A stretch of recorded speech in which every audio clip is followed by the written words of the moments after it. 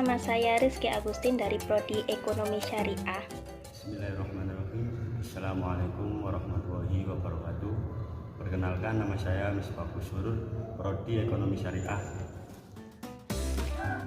Di sini saya akan memaparkan sebuah materi yang berjudul Falsafah Pancasila. Dalam materi kali ini, kita akan membahas yang pertama, yakni pengertian falsafah. Secara etimologis, istilah falsafah atau lebih dikenal dengan istilah filsafat berasal dari bahasa Yunani philen yang artinya cinta, dan sophos yang artinya hikmah atau kebijaksanaan. Jadi, secara harfiah, istilah filsafat mengandung makna cinta kebijaksanaan. Cinta mempunyai pengertian yang luas, sedangkan kebijaksanaan mempunyai arti yang bermacam-macam yang berbeda satu dari yang lainnya. Pancasila dapat digolongkan sebagai filsafat dalam arti produk, sebagai pandangan hidup, dan dalam arti praktis. Lalu yang kedua, kita akan membahas tentang cabang pokok falsafah. Secara umum, falsafah memiliki beberapa cabang pokok, yakni yang pertama ada metafisika. Metafisika ini membahas tentang hal-hal yang bereksistensi di balik fisis, yang meliputi ontologi, kosmologi, dan antropologi. Lalu yang kedua ada epistemologi. Epistemologi ini berkaitan dengan persoalan hakikat pengetahuan. Lalu yang ketiga ada metodologi. Metodologi ini berkaitan dengan persoalan hakikat metode dalam ilmu pengetahuan. Lalu yang keempat ada logika. Logika ini berkaitan dengan persoalan filsafat berpikir. Lalu yang kelima ada etika. Etika ini berkaitan dengan moralitas, tingkah laku manusia.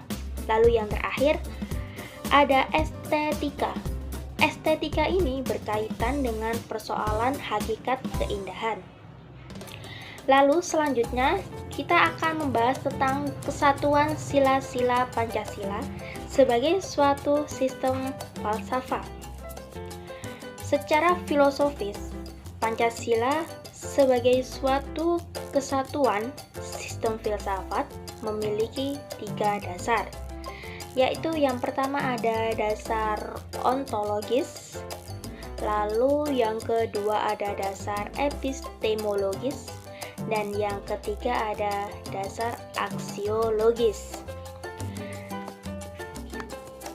Kita bahas tentang dasar ontologis itu sendiri. Dasar ontologis menurut Aristoteles adalah ilmu yang menyelidiki hakikat sesuatu atau tentang ada, keberadaan, atau eksistensi, dan disamakan artinya dengan metafisika. Dan pada hakikatnya adalah manusia yang memiliki hakikat mutlak, yaitu monopluralis atau monodualis. Karena itu juga disebut sebagai dasar antropologis. Subjek pendukung pokok dari sila-sila Pancasila yaitu manusia itu sendiri. Di sini saya melanjutkan penjelasan dari Mbak Rizky Agustin, yaitu dasar epistemologis. Dasar epistemologis pada hakikatnya tidak dapat dipisahkan dengan dasar ontologis. Artinya, kedua-duanya itu berkesinambungan dan tidak dapat dipisahkan. Dasar epistemologis tidak dapat dipisahkan dengan konsep dasarnya tentang hakikat manusia, jika manusia merupakan basis ontologis dari Pancasila. Terdapat 3 persoalan yang mendasar dalam epistemologis, yaitu sumber pengetahuan manusia yang pertama. Yang kedua, teori kebenaran pengetahuan manusia. Yang ketiga, watak pengetahuan manusia. Nah, jadi sumber persoalan dari epistemologis yaitu tiga tadi: sumber pengetahuan manusia, teori kebenaran pengetahuan manusia, watak pengetahuan manusia. Selanjutnya, dasar aksiologis.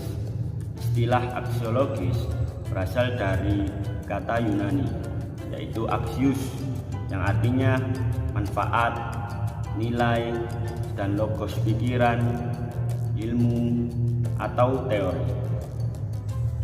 Secara aksiologis, bangsa Indonesia merupakan pendukung nilai-nilai Pancasila, yaitu bangsa yang berketuhanan, yang berkemanusiaan, yang berpersatuan, yang berkerakyatan, dan berkeadilan sosial. Artinya, secara aksiologis bangsa Indonesia itu pendukung nilai-nilai Pancasila, yaitu yang seperti ada pada 5 Pancasila tersebut. Pengakuan, penerimaan, dan penghargaan atas nilai-nilai Pancasila itu nampak dalam sikap, tingkah laku, dan perbuatan bangsa Indonesia sehingga mencerminkan sifat khas sebagai manusia Indonesia.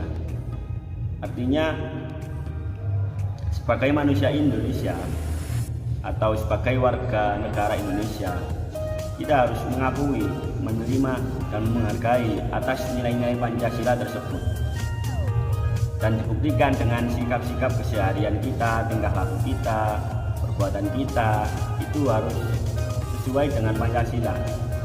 Kalau kita warga negara Indonesia, seperti itu, teman-teman. Tujuan filsafat Pancasila.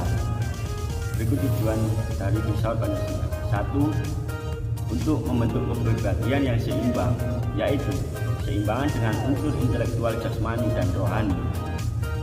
2. Untuk membentuk manusia yang berjiwa Pancasila sejati, yang taat kepada Tuhan Yang Maha Esa, menjunjung keadilan, memiliki kejujuran, serta tanggung jawab. 3.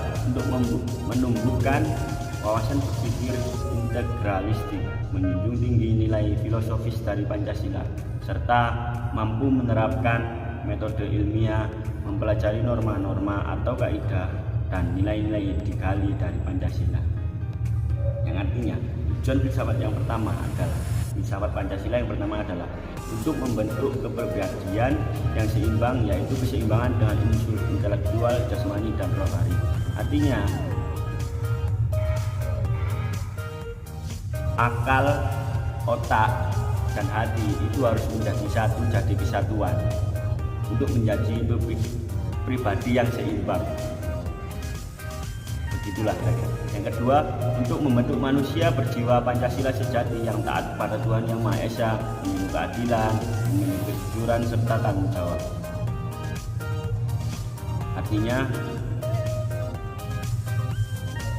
tujuan dari filsafat Pancasila tersebut yaitu membentuk manusia yang berjiwa Pancasila sejati, yang taat kepada Tuhan Yang Maha Esa.